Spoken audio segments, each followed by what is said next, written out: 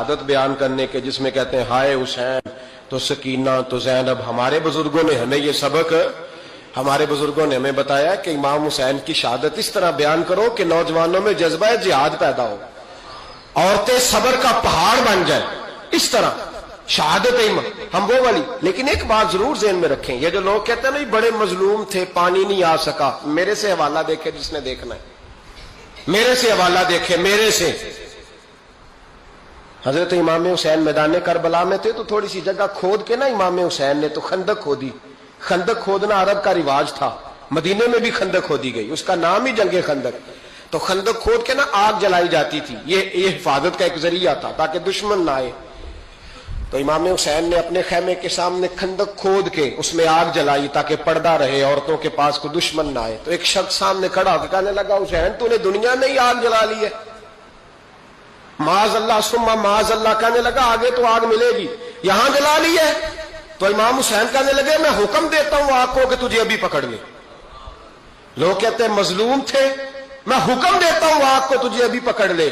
یہ لفظ امام حسین نے کہے. میں 3 کتابیں تو میری لائبریری میں ابھی ہیں جن میں حوالہ ہے, 3 کتب سے, اور آج کل پرسوں کی کتاب نہیں, سینکڑوں سال پرانی. جب کہا نا میں حکم دیتا ہوں تو وہ آدمی گھوڑے سے نیچے گرا, گھوڑے سے نیچے گرا, اور گھوڑے کی رکاب کے اندر اس کا پیر الجھا.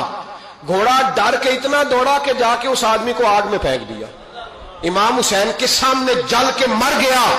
یہ حسین ابن علی ہے, یہ ابھی حکم دیتے تو فرشتے ابھی آ جاتے, یہ ابھی بات کرتے تو ساری دنیا کی فوجیں ابھی اکٹھی ہو جاتی, یہ ابھی حکم دیتے تو ابھی آ جاتے. اور سنو, اگر جناب اسماعیل کے لیے دمبا آ سکتا ہے تو وہ تو حضرت ابراہیم کے بیٹے تھے, اور یہ تو مصطفیٰ کی اولاد ہے, ان کے لیے کیا کچھ نہیں ہو سکتا. لیکن امام حسین نے پسند کیا تھا کربلا کے جہاد کو, اس کو پسند کیا تھا مولا علی نے, وہ اپنی پسند پہ تھے.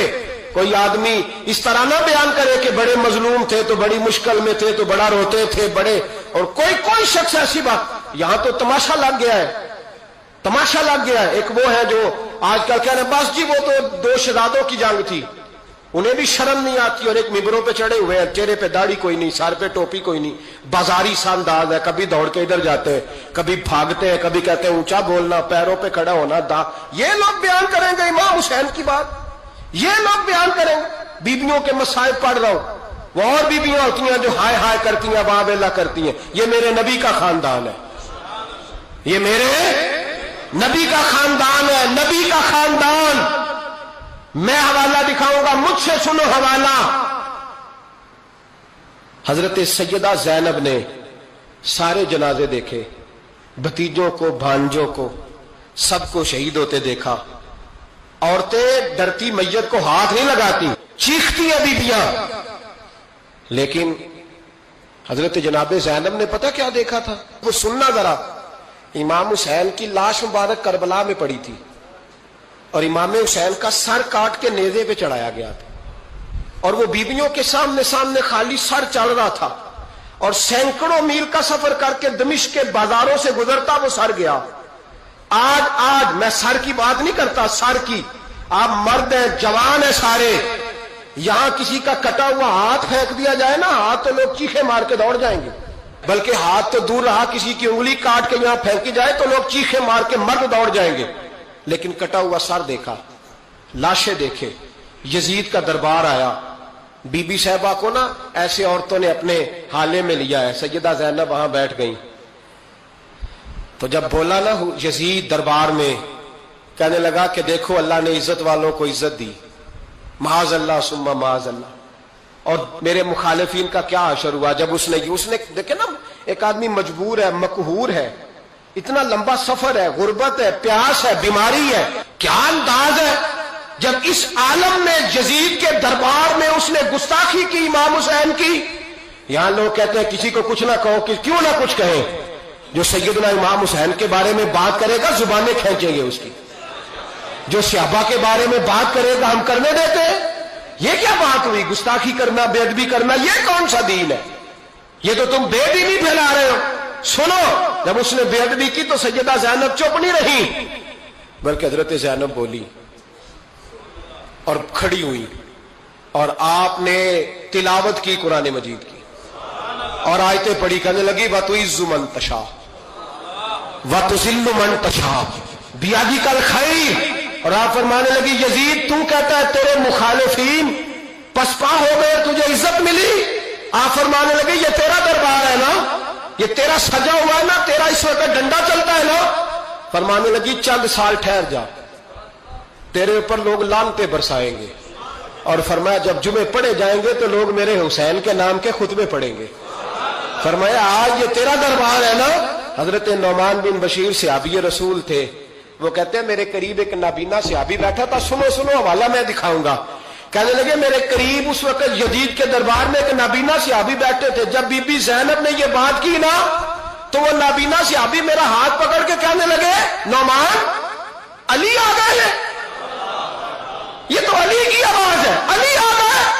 جبریل امی بول رہے ہوں جیسے، حکمت کے گوہر رول رہے ہوں جیسے، دربار دمشق میں وہ زینب کا خطاب منبر پہ علی بول رہے ہوں جیسے. کہنے لگے علی آ گئے، علی، یہ تو علی کی آواز ہے. جناب نعمان بن بشیر کہنے لگے نہیں، علی جب بولتے تھے تو بڑا رنگ ہوتا تھا، ابھی تو زینب کھل کے بول ہی نہیں رہی، ابھی تو زینب ستائی ہوئی ہے، ابھی تو زینب زخم کھا کے آئی ہے، ابھی تو زینب پیاسی ہے. کاش زینب تر و تازہ ہوتی اور زینب خطبہ پڑھتی تو علی کی طرح گرجدار آواز نکلتی. یزید کے محل کانپتے، جبریل امی بول رہے ہوں جیسے، حکمت کے گوہر رول رہے ہوں جیسے، دربار دمشق میں بی بی زینب کا خطاب منبر پہ علی بول رہے ہوں جیسے. وہ مسکینوں کی طرح منتیں نہیں کر رہے تھے، ہائے پانی ان کا مزاج ہی نہیں تھا، بلکہ وہ دلیر لوگ تھے، دلیر، اور بر موقع بر محل بولتے تھے. یزید آیا دربار میں، جب یہ سارا قافلہ وہاں پہنچا تو یزید دربار میں آیا، اور جب وہ دربار میں آیا تو بادشاہوں کا طریقہ ہے، گاڑیاں اب ہمارے بادشاہوں نے روٹر والی گاڑیاں رکھی ہوئی ہیں، وہ یوں چلتی ہیں، شور ہوتا ہے پیچھے. اس زمانے میں کہا جاتا تھا با دبا ملاحظہ ہوشیا، پیچھے ہٹ جاؤ، نعرے لگنے لگے.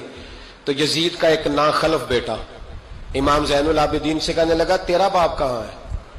دیکھ یہ میرے باپ دادا کے نعرے، دیکھ میرے باپ کے نعرے، تیرے کدھر ہے؟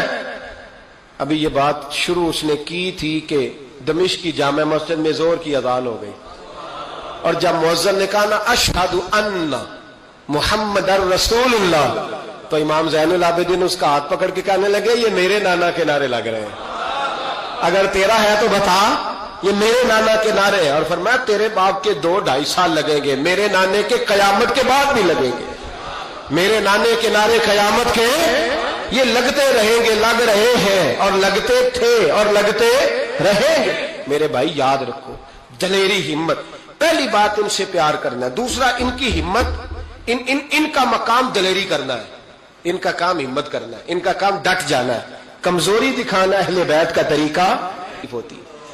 حضرت عباس کے بازوؤں میں درد ہوتی ہے، جناب زینب پھر پریشان ہوتی ہیں کہ ہم تو اس بے حیائی کے خلاف لڑے اور امت ابھی یہ گند کر رہی.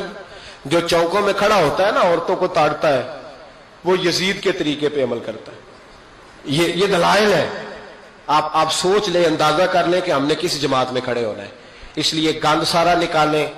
امام حسین کا ایک پیغام آج اپنانا بڑا ضروری ہے. امام حسین نے سر سجدے میں کٹایا اور قرآن کی تلاوت نیزے کی نوک پہ بھی جاری رہی ہے. اس لیے آج کم از کم 10 نفل امام حسین کی سنت سمجھ کے ضرور پڑھیں گے انشاءاللہ. جنہوں نے روزہ رکھا ہے بڑا اچھا کیا ہے، چلو جو نہیں رکھ سکے پھر بھی نفلی ہے، کوئی فرض نہیں. کم از کم 3 دفعہ سورت یاسین کی تلاوت آج ضروری ہے امام حسین کے لیے. کریں گے انشاءاللہ تعالی. اگر وہ نیزے کی نوک پہ پڑھ سکتے ہیں تو آپ ان کی خاطر بھی تو پڑھ ہی سکتے ہیں نا. تو بہت ضروری کام آج نفل پڑھنا ہے، اور بہت ضروری کام آج قرآن پاک کی تلاوت کرنا. کریں گے انشاءاللہ تعالی. حضرت عمر جب نعرہ لگاتے نا تو کس طرح کانپتے. سفیر آتے روم کے ملنے کے لیے تو کہتے جاؤ عمر نفل پڑھ رہے ہیں، ٹائم کوئی نہیں. ایک دن اندر میٹنگ ہو رہی تھی، حضرت عمر میٹنگ میں بیٹھے تھے. آپ کے بیٹے ملنے آئے عبداللہ ابن عمر. ابا جی اندر آ جاؤ. فرمایا دروازے پہ کھڑا ہو، میں ضروری بات کر رہا ہوں، اندر نہ آنا. जनाब अब्दुल्ला इब्न उमर कहते हैं मैं दरवाजे पे खड़ा हो गया, थोड़ी देर गुजरी तो इमाम हुसैन भी आ गए। एक हदीस में, एक रवायत में इमाम हसन का लफ्ज भी है। इमाम हुसैन आए, आके अब्दुल्ला इब्न उमर से कहने लगे उमर फारूक अंदर है? तो कहा वो अंदर तो है। तो कहा आप क्यों दरवाजे पे खड़े? कहने लगे अब्बा जी ने कहा है यहाँ इंतजार करो, मैं कोई जरूरी बात कर रहा हूं, लेकिन शहजादे मेरे लिए कहा है, मेरे लिए, आप जाना चाहे तो चले जाए। इमाम हुसैन कहने लगे अमीरुल मोमिनीन कोई बात कर रहे होंगे, मैं जोहर के वक्त मस्जिद में मिल लूंगा, जोहर का टाइम आएगा ना तो मैं मस्जिद में मिल लूंगा। ये कह के चले गए। हजरत उमर बाहर आए तो हजरत अब्दुल्ला इब्न उमर से कहा कि कोई आया तो नहीं? अर्ज की हुजूर हुसैन इब्न अली आए, हुसैन इब्न अली। तो कहा अंदर क्यों नहीं भेजा? कहा मैंने कहा था बेशक चले जाएं, लेकिन वो कह रहे थे कि मैं जोहर के वक्त मस्जिद में मिल लूंगा। तो सैयदना उमर फारूक फरमाने लगे अब्दुल्ला तुझे तेरी मां रोए, हुसैन को क्यों वापस भेजा? फिर उमर, दुनियादारों के सामने डटना, खड़ा होना उमर पे खत्म है, लेकिन जो अंदर की बात है ना, रूह की, जो अकीदत की बात है, जो वफा का रिश्ता है, उसको कौन समझे? ये जो रूह की मजबूरियां हैं, ये जो वफा की मजबूरियां हैं, इसे लोग क्या समझें? इन्हें क्या पता कि मुर्शद के बेटे के पैर चूमने में हुस्न क्या होता है? इन्हें क्या पता कि जब उस्ताद का बेटा घर में आता है तो दिल करता है मकान बेच के इसे दे दें, इसके बाप की नेकियां बड़ी हैं। जनाब उमर फारूक दौड़े गए, इमाम हुसैन के दरवाजे पे दस्तक दी। इमाम हुसैन बाहर रखा, शहजादे यार मिलने आए थे तो बगैर मिले क्यों आ गए? अर्ज की कि आप मसरूफ थे, आपके अपने बेटे भी दरवाजे पे खड़े थे, तो मैं वापस आ गया। इमाम हुसैन कहते उमर जज्बात में आ गए, सर से पगड़ी गिर गई, कहने लगे हुसैन, मेरे बेटे का और हुसैन का क्या मुकाबला? क्या उसकी मां का नाम फातिमा ज़हरा है? क्या उसकी नानी का नाम खतीजतुल कुबरा है? क्या उसके नाने का नाम मोहम्मद मुस्तफा है? और फिर सर से पगड़ी उतरी थी, अपने बाल जोर से पकड़ लिए, कहने लगे हुसैन, मैं ना मक्के में ऊंट चराया करता था और डंडों से मार खाता था अपने बाप से। ये जो आज सारी दुनिया में उमर के नारे लगते हैं, ये तेरे नाने का सदका है। शहजादे मेरी वफा और मेरी वफा में जब तेरा दिल करे ना दौड़ के आ जाया कर। उमर तो लोग, एक दिन इमाम हुसैन ने आके ना जनाबे फारूक आजम से कहा, खुतबा दे रहे थे बच्चों की तबीयत शुरू में, पता नहीं क्या बात आई इमाम हुसैन के दिल में, कहने लगे उमर नीचे उतरो, ये मेरे नाना का मिंबर है। तो हजरत सैयदना उमर, सुनो, कभी मेरा भी बच्चा आ जाए तो मैं कहता हूं इसको पकड़ो यार, बच्चों को तो नहीं ना जुम्मों में मतलब जिक्र किया जाता, उतरना मेरे नाने का मिंबर है। जनाब उमर उतर के नीचे खड़े हो गए, तो कहा जाके अपने नाने के मिंबर पे बैठ। तो हजरत उमर रो पड़े, कहने लगे शहजादे मेरे नाने का मिंबर ही कोई नहीं है ही नहीं, ये मिंबर, ये मुसल्ले, ये तेरे नाने की शान है, मेरे नाने का कोई मिंबर नहीं, तेरे ही नाने का मिंबर है। थोड़ी देर खड़े रहे तो इमाम हुसैन कहने लगे अच्छा कोई नहीं आपके नाने का मिंबर का नहीं? कहा चलो फिर मेरे नाने के मिंबर पे बैठ जाओ, चलो खैर है, कोई नहीं आपके नाने का? कहा नहीं। तो कहा कोई नहीं फिर मेरे नाने के। जब हजरत उमर बैठे तो बड़ा शानदार जुमला कहा, फरमाने लगे मैं मिंबर पर मर्जी से नहीं बैठा था, मुझे अबू बकर ने बिठाया था, और फिर हुसैन के कहने पे मैं उतरा हूं, अब मुझे हुसैन ने बिठाया है, अब किसी की जुर्रत है तो उमर को उतार के दिखाए, अब मैं हुसैन का तेरी नस्ल पाक में। यार कितनी बेशर्मी की बात है, लोग इमाम हुसैन को बागी कहे। वो हजरत इमाम आजम एक बाग में बैठे थे, शागिर्द साथ थे, तो किताबें बिखरी हुई थी, कुछ लिखा जा रहा था, बिखरी हुई थी किताबें। इमाम मोहम्मद भी बैठे थे, इमाम अबू यूसुफ, कई और शागिर्द बैठे थे। तो जब लिखते हैं ना ये लोग तो हवालों की तलाश होती है, किताबें बिखरी हैं, सफ़े बिखरे। बच्चे गेंद के साथ खेल रहे थे, तो गेंद अचानक बाग में आई, तो एक छोटा सा बच्चा गेंद लेने आया, तो इमाम आजम उठ के खड़े हो गए। वो बच्चा गेंद लेके चला गया, किताबें सारी फिर बिखर गईं, जो गोद में रखी हुई थी वो भी नीचे गिर गईं, कुछ सफ़े भी गिर गए। थोड़ी देर के बाद वो बच्चा चला गया, इमाम साहब बैठ गए, फिर आया, गेंद गिरी आके बाग में, तो वो फिर बच्चा लेने आया, वही बच्चा, इमाम साहब फिर खड़े हो। वो कई बार आया, जितनी बार आया खड़े हो गए। कई लोग सब्र नहीं कर पाते, जल्दबाज होते हैं आजकल के शागिर्दों की तरह। तो एक शागिर्द बोल पड़े, कहने लगे हुजूर वो तो बच्चा है, 100 दफा आएगा, اب 100 دفعہ کھڑے ہوں گے. فرمایا تو 100 کی بات کرتا ہے, یہ 1000 دفعہ بھی آیا تو میں کھڑا ہوں گا. کہا حضور بچہ ہے آپ کیوں کھڑے ہو گئے؟ فرمانے لگے معمولی بچہ نہیں, میرے استاد کا پوتا ہے. تو جس نے مجھے اللہ رسول کا نام بتایا اس کا پوتا ہے تو میں کھڑا نہ ہوں. اگر استاد کے پوتے کا یہ ادب ہے تو بتاؤ محمد عربی کے نواسوں کا کیا ادب ہے. رسول اللہ صلی اللہ علیہ وسلم. لوگ سمجھتے ہیں ہم قائل نہیں ہیں وہ والی شہادت بیان کرنے کے جس میں کہتے ہیں ہائے حسین تو سکینہ تو زینب. ہمارے بزرگوں نے ہمیں یہ سبق, ہمارے بزرگوں نے ہمیں بتایا کہ امام حسین کی شہادت اس طرح بیان کرو کہ نوجوانوں میں جذبہ جہاد پیدا ہو, عورتیں صبر کا پہاڑ بن جائے. اس طرح شہادت ہم وہ والی. لیکن ایک بات ضرور ذہن میں رکھیں, یہ جو لوگ کہتے ہیں نا بڑے مظلوم تھے پانی نہیں آ سکا, میرے سے حوالہ دیکھے جس نے دیکھنا ہے, میرے سے حوالہ دیکھے. میرے سے حضرت امام حسین میدان کربلا میں تھے تو تھوڑی سی جگہ کھود کے نا امام حسین نے تو خندق کھودی. خندق کھودنا عرب کا رواج تھا, مدینے میں بھی خندق کھودی گئی, اس کا نام ہی جنگ خندق. تو خندق کھود کے نا آگ جلائی جاتی تھی, یہ حفاظت کا ایک ذریعہ تھا تاکہ دشمن نہ آئے. تو امام حسین نے اپنے خیمے کے سامنے خندق کھود کے اس میں آگ جلائی تاکہ پردہ رہے, عورتوں کے پاس کوئی دشمن نہ آئے. تو ایک شخص سامنے کھڑا ہو کے کہنے لگا حسین تو نے دنیا میں ہی آگ جلا لی ہے. معاذ اللہ سما معاذ اللہ. کہنے لگا آگے تو آگ ملے گی, یہاں جلا لی ہے. تو امام حسین کہنے لگے میں حکم دیتا ہوں آگ کو کہ تجھے ابھی پکڑ لے. لوگ کہتے ہیں مظلوم تھے, میں حکم دیتا ہوں آگ کو تجھے ابھی پکڑ لے. یہ لفظ امام حسین نے کہے. میں 3 کتابیں تو میری لائبریری میں ابھی ہیں جن میں حوالہ ہے, 3 کتب سے, اور آج کل پرسوں کی کتاب نہیں, سینکڑوں سال پرانی. جب کہا نا میں حکم دیتا ہوں تو وہ آدمی گھوڑے سے نیچے گرا, گھوڑے سے نیچے گرا, اور گھوڑے کی رکاب کے اندر اس کا پیر الجھا. گھوڑا ڈر کے اتنا دوڑا کہ جا کے اس آدمی کو آگ میں پھینک دیا. امام حسین کے سامنے جل کے مر گیا. یہ حسین ابن علی ہے. یہ ابھی حکم دیتے تو فرشتے ابھی آ جاتے, یہ ابھی بات کرتے تو ساری دنیا کی فوجیں ابھی اکٹھی ہو جاتی, یہ ابھی حکم دیتے تو ابھی آ جاتے. اور سنو, اگر جناب اسماعیل کے لیے دمبا آ سکتا ہے تو وہ تو حضرت ابراہیم کے بیٹے تھے, اور یہ تو مصطفیٰ کی اولاد ہے, ان کے لیے کیا کچھ نہیں ہو سکتا. لیکن امام حسین نے پسند کیا تھا کربلا کے جہاد, اس کو پسند کیا تھا مولا علی نے, وہ اپنی پسند پہ تھے.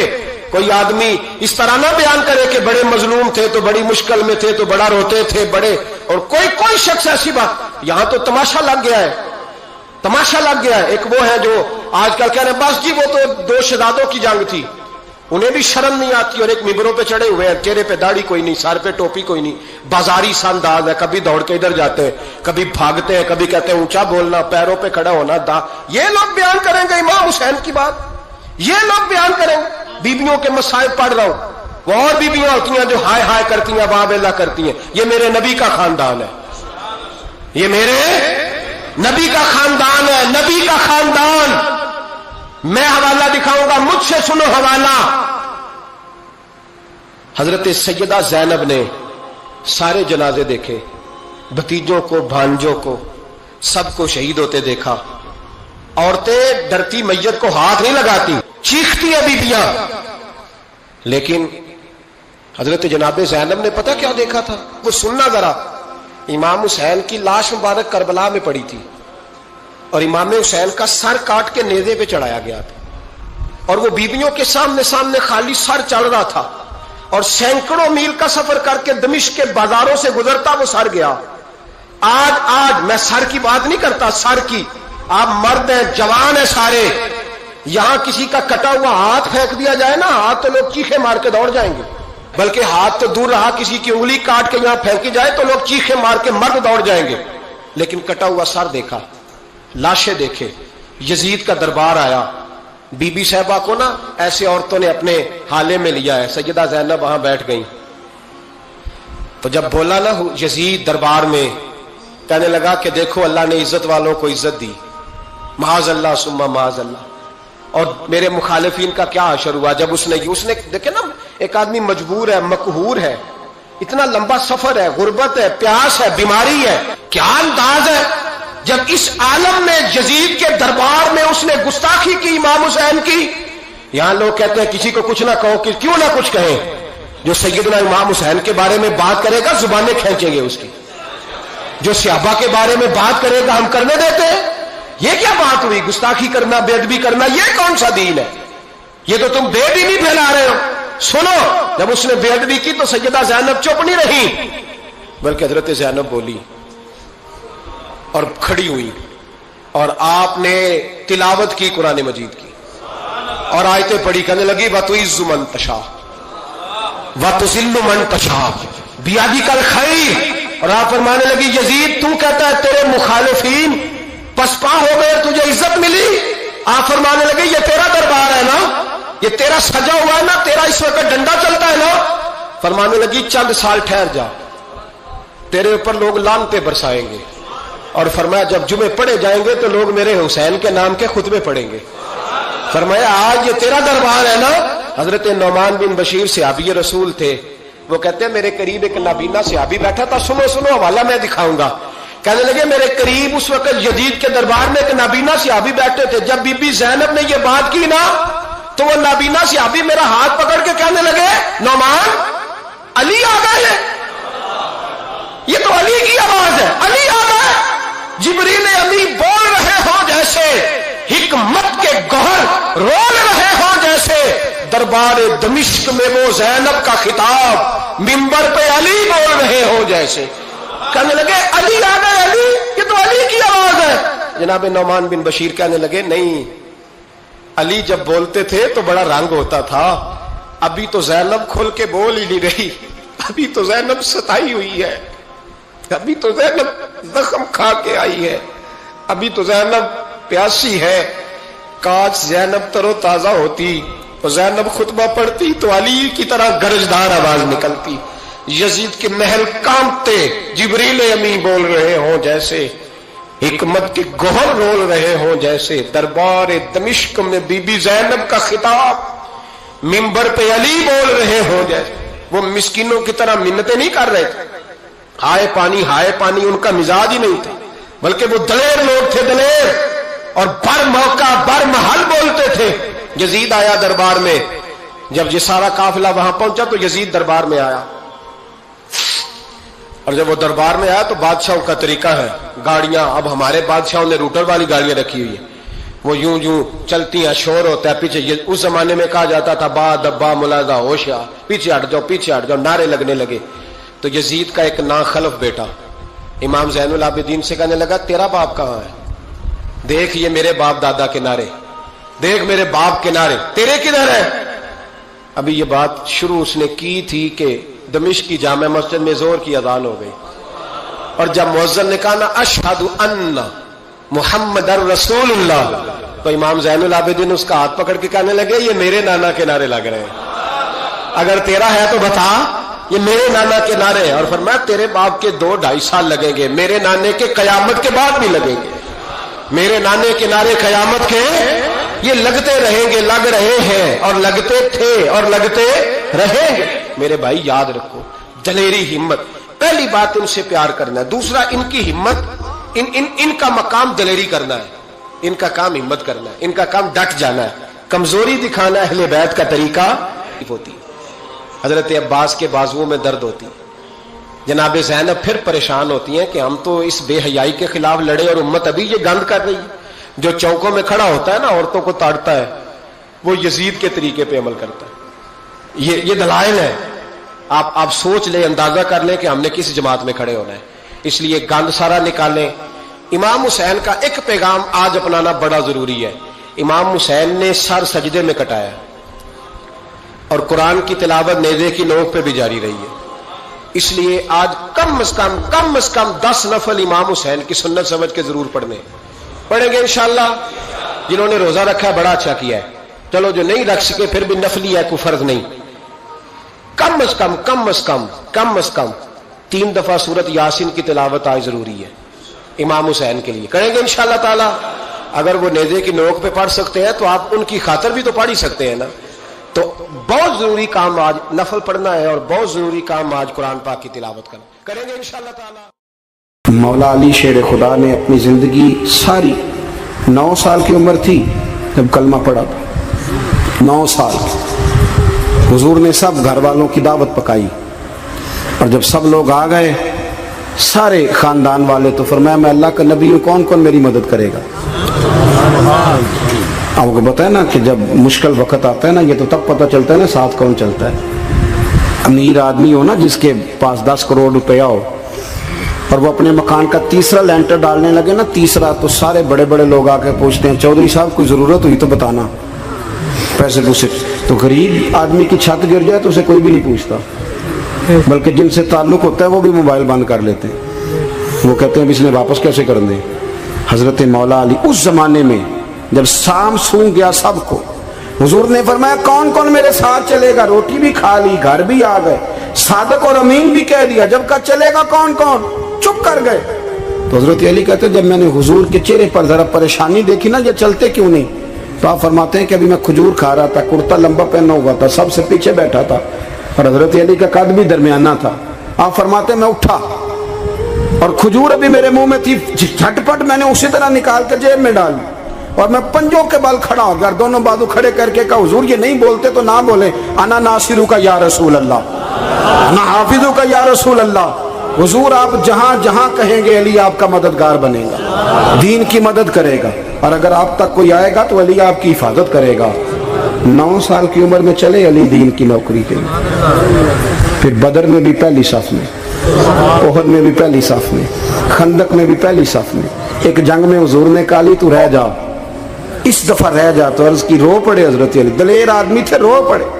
کہنے لگے حضور آپ مجھے بچوں اور عورتوں کے پاس چھوڑ کے جا رہے ہیں؟ حضور مجھے لے چلے, میں میدان کا زندگی ساری گزار دی, ساری زندگی گزار دی. اپنے زمانے میں آپس کا اختلاف بھی دیکھا, ساری زندگی شیر خدا نے دین کو دے دی. کوفے کی جامع مسجد میں 21 رمضان کو جب حضرت علی کو خنجر لگا نا, تو تاریخ میں جملہ محفوظ ہے, خنجر لگا نا جب, وہ 9 سال کی عمر میں یاری لگائی, 63 سال عمر ہو گئی, جب خنجر لگا تو کہنے لگے فزت برب الکعبہ, مجھے رب کعبہ کی قسم آج کامیاب ہو گیا ہوں. پانی پرن سہیلیاں تے رنگا رنگ کڑے, اسی پریا اس دا جانیے جس دا توڑ چڑھے.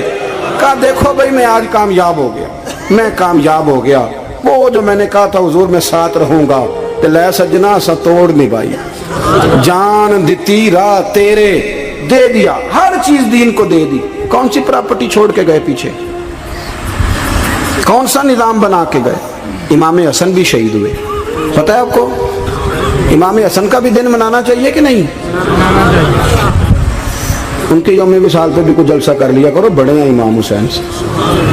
جدھر سارا زمانہ چلتا ہے ادھر چل پڑتے ہو. حدیث میں جہاں جہاں نام آیا نا, پہلا امام حسن کا ہے, دوسرا امام حسین کا ہے, اور امام حسین کے اپنے جملے ہیں. فرماتے ہیں میرا بھائی نہیں, میرا امام بھی ہے, میرا امام بھی ہے. اور آپ فرمایا کرتے تھے میں نے بڑی چیزیں اس حسن سے سیکھی ہیں.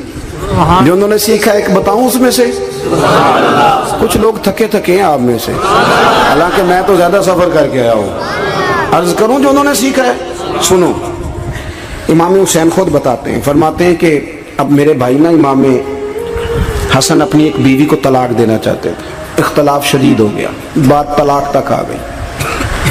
مجھے پتا چلا تو میں پہنچا, میں نے کہا بھائی جان کیا اختلاف ہے بھابھی سے, سنا طلاق دینے لگے. فرمایا ہاں طلاق دے دوں گا. چلی گئی ہے میکے. فرمایا بتائیں غلطی کیا, کیوں دے رہے ہیں؟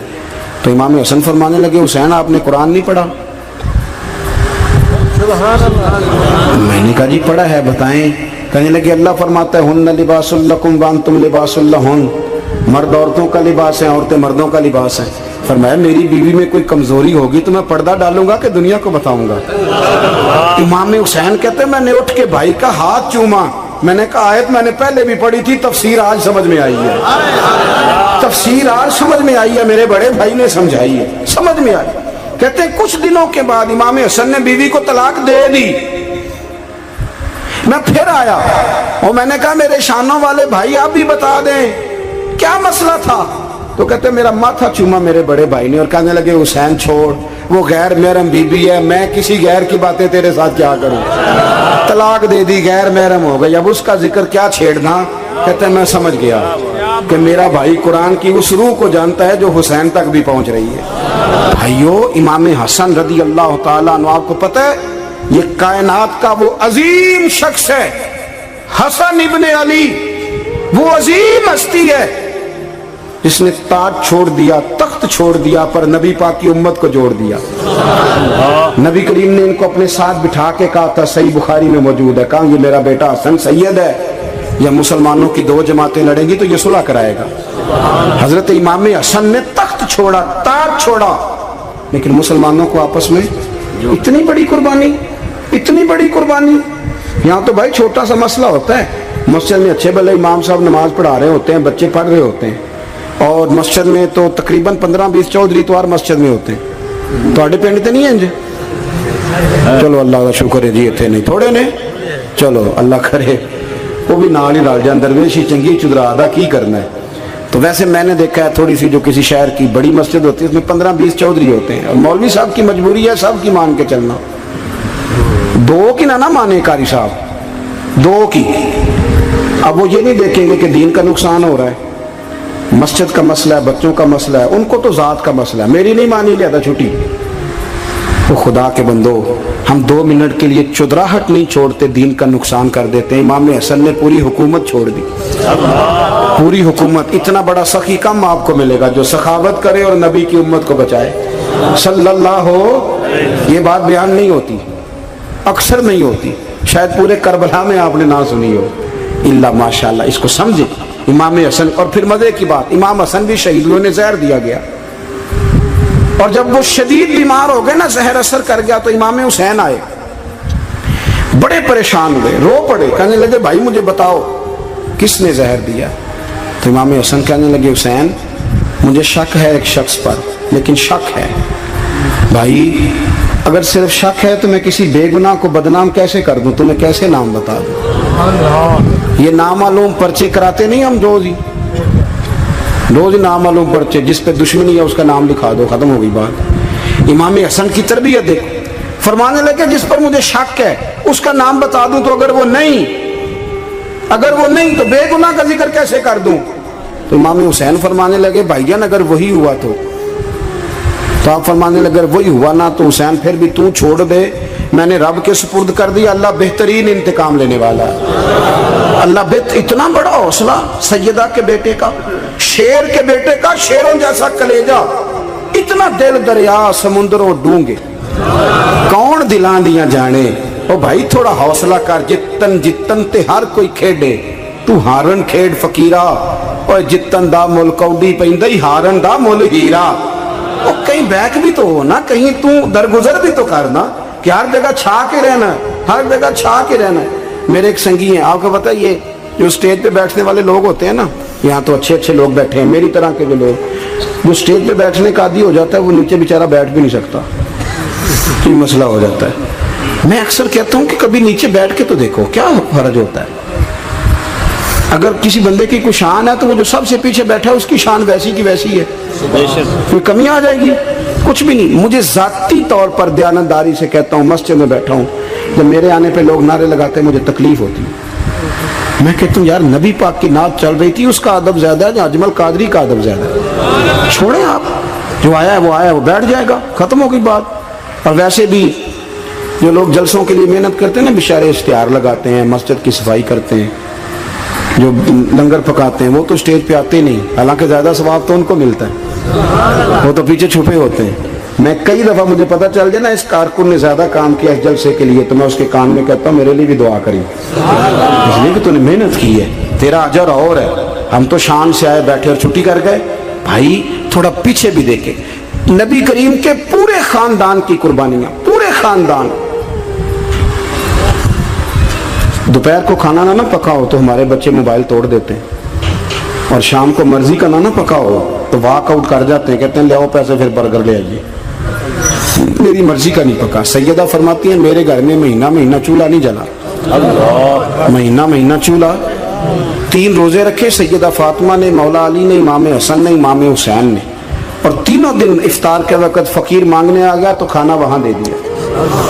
آپ کا کیا خیال ہے جو بے صبر آدمی ہو وہ کربلا میں جا کے لڑے گا, جس کو عادت ہی نہ ہو بچپن سے ٹھہرنے کی وہ لڑے گا, جو ذرا سی بات پہ ڈگمگا جاتا وہ لڑے گا, اسٹیج پہ نہیں بٹھایا تو لڑ پڑے وہ لڑے گا.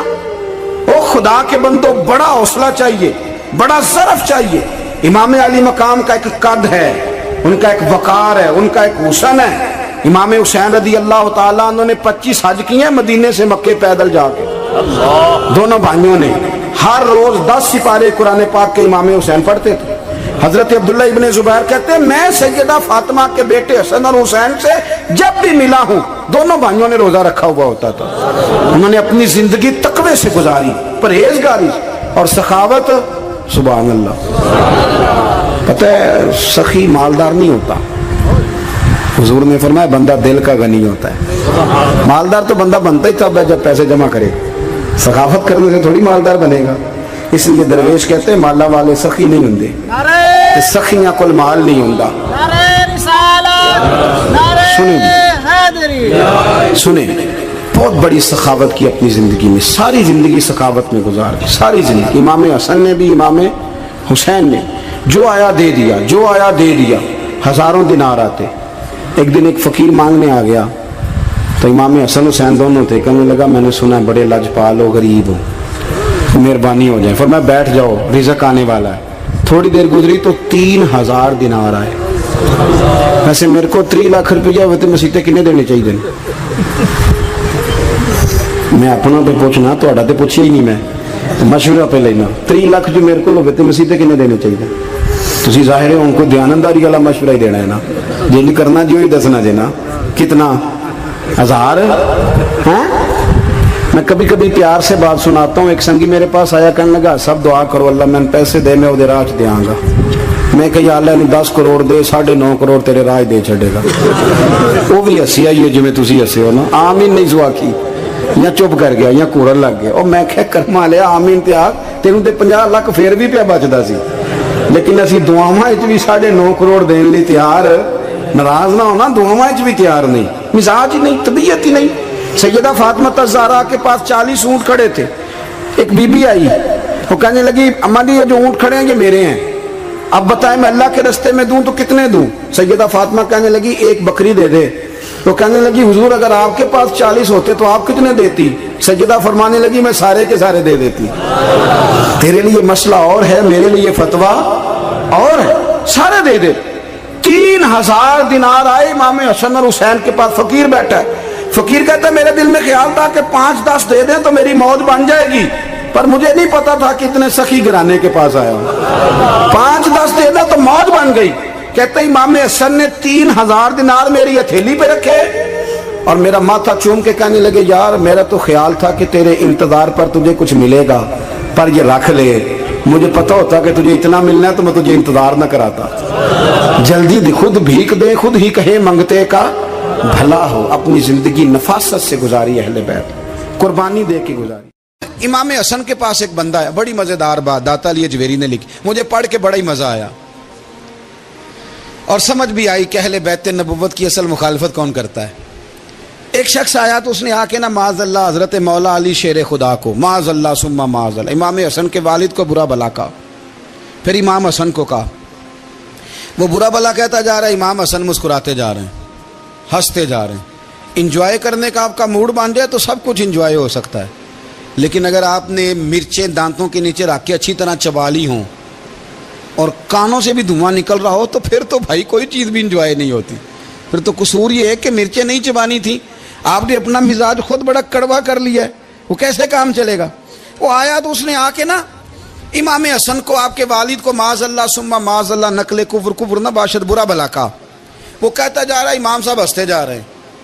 جب وہ تھک گیا تو امام حسن فرمانے لگے روٹی کھانی ہے؟ بھوک تو نہیں لگی ہوئی؟ کہنے لگا بڑی لگی ہوئی ہے۔ فرمانے لگے اس کو روٹی کھلاؤ۔ اس کو روٹی کھلائی، فرمایا تیرا حال؟ کہنے لگا بڑا غریب ہوں۔ ایک پیالے میں چاندی بھر کے امام حسن نے اسے دی، اور جب اس کو دے دی نا تو غور سے چہرہ دیکھنے لگا، کہنے لگا آپ کا حلم دیکھ کے، سخاوت دیکھ کے مجھے یقین آ گیا ہے کہ آپ واقعی خون رسول ہیں۔ امام صاحب فرمانے لگے یہ بیچارہ اصل میں تنگ ہے اپنی زندگی سے، اصل اس کا حال کوئی نہیں، تو میرے ساتھ یہ حرکتیں کر رہا ہے۔ تو یہ آپ سمجھیں اس بات کو، کچھ لوگ بیچارے ویسے ہی تنگ ہوتے ہیں، پریشان ہوتے ہیں، ویسے ہی بلا وجہ معاملہ ہی کوئی نہیں۔ امام حسن رضی اللہ تعالیٰ عنہ نے ہمیں سبق دیا ہے۔ وہ علامہ اقبال کہتے ہیں کہ ایک مولانا نا میرے سامنے نا ایک بھوکے آدمی کو سامنے بٹھا کے تو حدیث پاک کا درس دے رہے تھے۔ بندے کو بھوک بڑی لگی ہوئی تھی، وہ درس دیتا جا رہا ہے. تو اقبال کہتے ہیں میں نے اسے کہا کہ فاقہ کش کو در سے شریعت سے کیا غرض، اس کے شکم کی آگ کو تو روٹی چاہیے، بھائی اسے روٹی کھلا، اسے تیری کوئی سمجھ نہیں آ رہی، تو بھوک لگی ہوئی ہے، پہلے کھانا کھلا لے، پھر ذرا اس کے ہوش ٹھکانے آئیں گے، پھر اسے دین کی بات بتانا. ہم لوگوں کا ذہن نہیں سمجھتے کہ بندہ کس قسم کا ہے. سارے ہی صحابہ حیا والے تھے، سارے ہی اکرام والے تھے، پر حضور سید عالم صلی اللہ علیہ وسلم کی پیاری زوجہ حضرت عائشہ صدیقہ رضی اللہ تعالی عنہ فرماتی ہیں کہ میں حضور کے گھر میں پردے کے پیچھے دیکھ رہی تھی، نبی کریم آرام فرمائیں، تو حضور کی نا تہمت مبارک پنڈلیوں سے ذرا اونچی ہو گئی، پنڈلیوں سے ٹخنوں تک مرد کا چھپا ہوا ہو تو وہ جائز ہے، اس سے نیچے ننگا نہیں کرنا چاہیے، اوپر اس سے ٹخنوں سے اوپر، نیچے ہو بھی جائے تو خیر ہے. حضور کی پنڈلیاں نا تھوڑی سی چادر ہٹی ہوئی تھی، پنیاں کہتے ہیں ہم پنجابی میں، پنڈلیوں سے ذرا چادر ہٹ گئی، حضور لیٹے رہے آرام فرما رہے. فرماتی ہیں باہر دستک ہوئی، حضور نے فرمایا کون ہے؟ عرض کی ابو بکر صدیق یا رسول اللہ، اجازت ہو تو حاضر ہو جاؤں؟ حضور نے فرمایا آ جاؤ. کہتے ہیں حضور لیٹے رہے، حضرت ابو بکر آئے، بات چیت ہونے لگی. تھوڑی دیر کے بعد پھر دستک ہوئی، کون ہے دروازے پہ؟ یا رسول اللہ عمر بن خطاب ہوں. فرمایا آ جاؤ، آ گئے، بات چیت ہوتی رہی. تھوڑی دیر کے بعد عثمان غنی آئے، یا رسول اللہ آ جاؤں؟ فرمایا عثمان ذرا ٹھہر. حضرت عثمان ٹھہر گئے، نبی کریم اٹھ کے بیٹھے، چادر مبارک پنڈلیوں کے گرد لپیٹی، اپنے کرتے کو سیدھا فرمایا، کہا عثمان آ جاؤ. تو عثمان آئے، بات چیت ہوئی، چلے گئے. سیدہ کہتی ہے میں نے پوچھا یا رسول اللہ عثمان تو بڑی ٹھنڈی طبیعت کا بندہ ہے، وہ تو بڑا میٹھا آدمی ہے حضور، کوئی جاہو جلال نہیں، کوئی بات نہیں، کوئی، وہ تو بڑا پیارا ہے. عمر آئے تو آپ لیٹے رہے، ابو بکر آئے تو آپ لیٹے رہے، تو عثمان؟ حضور فرمانے لگے عائشہ عثمان سے تو فرشتے بھی حیا کرتے، عثمان سے تو فرشتے بھی حیا کرتے ہیں، تو میں نہ حیا کروں؟ آپ اس بات کو سمجھیں، غور کریں کہ اگر ان کی طبیعت اس طرح کی ہے کہ وہ کہتے ہیں کہ وجود زیادہ چھپا ہوا ہونا چاہیے، تو نبی پاک نے ان کی طبیعت کا خیال کیا ہے، حضور نے ان کے مزاج کا. تو آپ کو نہیں پتا کہ ابا جی آپ کے کیا سوچتے ہیں، کیا چاہتے ہیں؟ آپ کو نہیں پتا آپ کے استاد کا مزاج کیا ہے؟ آپ کو نہیں پتا آپ کے مرشد کامل کی طبیعت کس طرح کی ہے؟ وہ کن باتوں میں راضی ہوتے ہیں، کن میں ناراض ہوتے ہیں؟ ہمیں سارا پتا ہوتا ہے، لیکن ہم چاہتے ہی نہیں صحیح کرنا معاملات کو. ہم اپنے وجود پر تھوڑا سا بوجھ ڈالنا ہی نہیں چاہتے، اپنی طبیعت کو تھوڑا سا تکلیف دینا ہی نہیں چاہتے. حضرت صدیق اکبر رضی اللہ تعالی، مالدار آدمی، کروڑوں پتی شخص، لیکن انہوں نے نا ایک موقع پہ پھر ٹاٹ کا لباس بھی پہن لیا. تو کسی نے ان سے کہا ابو بکر یہ کیا؟ فرمانے لگے نبی کریم کو، میرے آقا کو غریبی پسند ہے، تو ابو بکر غریب بن گیا ہے. ختم ہو گئی، جے سونا ہی میرے دکھ وچ راضی تے میں سکھ نو چلے ڈاواں. ٹھیک ہو گئی بات، وہ جس حال میں رکھے اس حال میں راضی رہنا ہے. یہ جو مزاج ہے نا ہمارا کہ میں ڈھلنا نہیں چاہتا، میں بدلنا نہیں چاہتا، ہم تو غلام ہیں پھر بھی نہیں بدلتے. تھوڑا سا خیال کریں. میں کہا کرتا ہوں کہ اماں کو زیادہ نہیں ضرورت پیسوں کی، ہاں ماں تو ماں ہوتی ہے، وہ کو ریٹ لگا کے تیرے سے پیسے مانگے گی. اماں کو تو بس اتنی ضرورت ہے کہ ماں جو کہہ دے جی کر دو. ماں کو تو اتنی ضرورت ہے کہ 2 منٹ رات کو بیٹھ جاؤ پیروں میں، اماں لا تیرے پیر دبا دوں، بھائی اتنا ہی کافی ہے. وہ کہے گی او ہو میرا پتر بڑا چنگا، اللہ وہی انج دی اولاد سارے نو دے وے، او بھائی ایسے کر دے. وہ تو سویرے پورے محلے کو، ابا جی کو کوئی نہیں ضرورت تیرے پیسوں کی، ہاں نا، ان کو تو ضرورت ہے. تو کبھی کبھی تو ان کو موٹر سائیکل پہ بٹھائے اور ابا جی منڈی جانا تھا، میرا دل تھا کٹھے چلیں گے، آئیں ذرا پیار سے چلتے ہیں. کبھی ان سے پیار کرے، کبھی کہے ذرا کندھے نہ دباؤں. او یارو اس کی ضرورت ہے، نہیں ضرورت مرشد کامل کو کسی کے پیسوں کی. نہ، اللہ جانتا ہے جو کامل آدمی ہوتا ہے اسے ضرورت ہی نہیں ہوتی.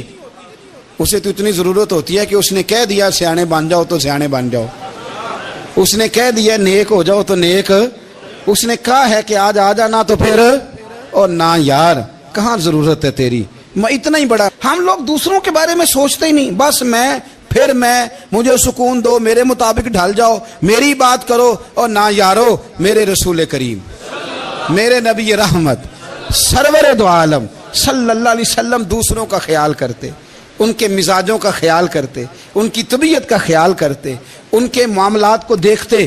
میرے رسول پاک علیہ السلام تو دیکھتے کون شخص کس طرح کا ہے، کس رویے کا ہے، کس انداز کا ہے، اس کو اس کے مطابق عزت دیتے، وقار دیتے، نواز دیتے، اس شخص کا اس طرح کا اکرام کرتے۔ میرے نبی کریم صلی اللہ علیہ وسلم فرماتے ہیں میں نے معراج کی رات میں نے جنت میں ایک محل دیکھا، میرا دل کیا میں اندر سے جا کے دیکھوں، پر اس کے دروازے کے قریب گیا تو عمر فاروق کا نام لکھا تھا۔ فرماتے ہیں میں نے کہا عمر ذرا طبیعت کا سخت ہے، تو اس نے کہنا ہے قانون یہ ہے کہ پہلے اجازت لو پھر کسی کے گھر جاؤ۔ چلو ہم نہیں جاتے، عمر سے پوچھ کے چلے جائیں گے، گھر جو عمر کا ہے۔ نہیں آپ کو سمجھ آئی میری بات کی؟ یار نہیں سمجھے، جن کے قدموں کے صدقے گھر ملا ہے، اگر وہ یہ خیال کرتے ہیں کہ سامنے والے سے پوچھ لینا چاہیے، نہیں آپ نہیں سمجھے۔ او بھائی جن کے برکت سے وہ مکان ملا ہے، اگر وہ مزاج کا اتنا خیال رکھتے ہیں تو پھر مزاج رسول کا بھی تو خیال ہونا چاہیے نا۔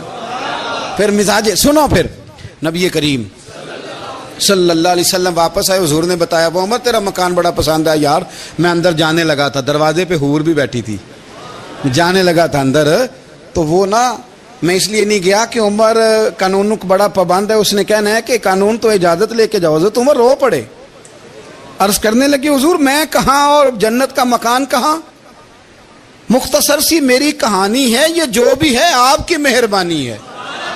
تو حضرت عمر رو پڑے، لیکن میرے رسول کریم صلی اللہ علیہ وسلم اب اتنا حضور خیال کرتے تو جناب عمر پتہ کون تھے؟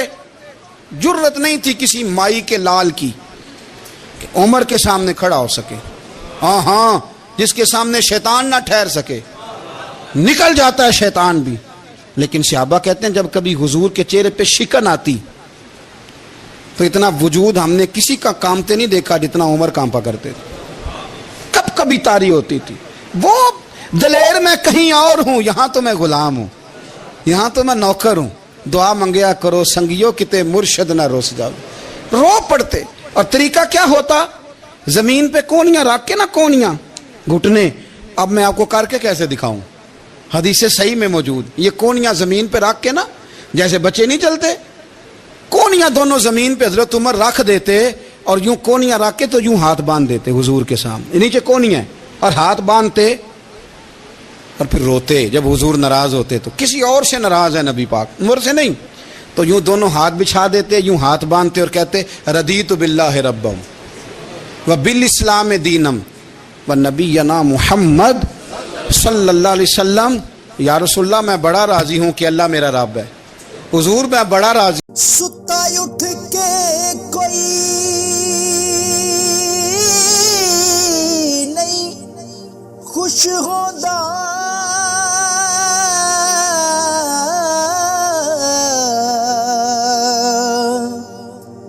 بڑے ستے جگا کے میں ویکھیا